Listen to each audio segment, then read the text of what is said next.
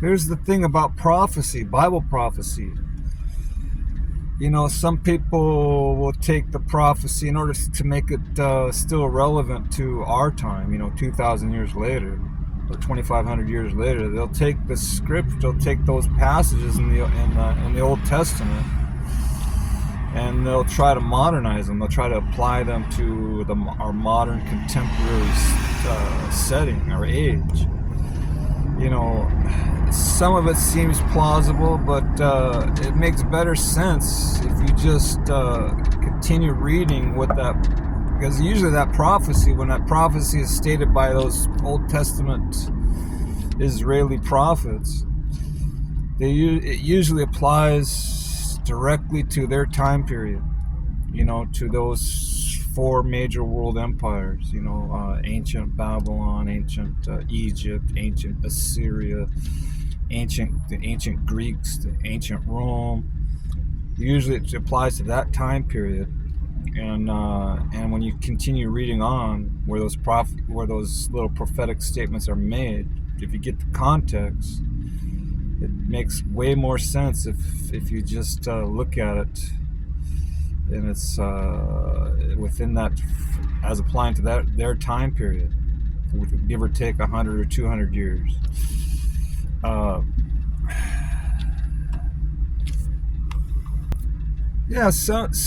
Some things prophetically, if you take it literally, which isn't always the case.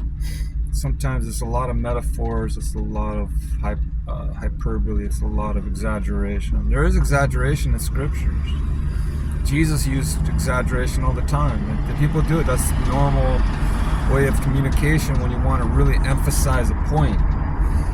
You just have to make it bigger than what it is, to really make a greater impact. You have to say, oh, it was raining cats and dogs outside, It's not really raining cats and dogs, but it's torrential. That's the idea you're supposed to walk away with. Very heavy rains. It's the same with ancient writings.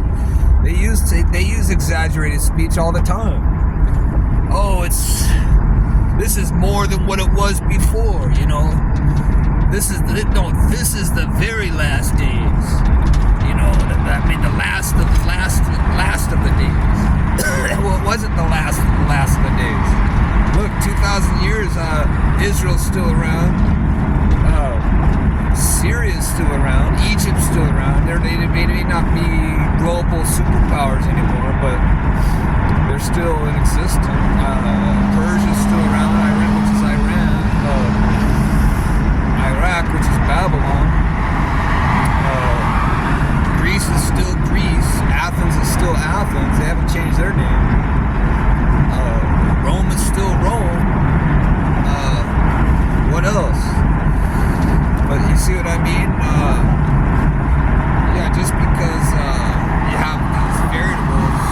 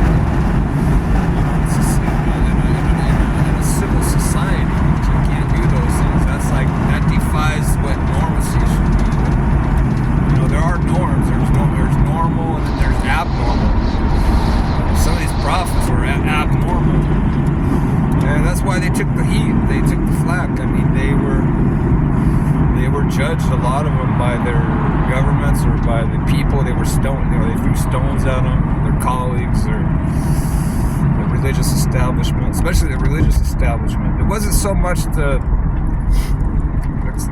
except when they were sovereign, when Israel was sovereign, that then their kings would sometimes execute these guys, these prophets, because they said things that were against the government.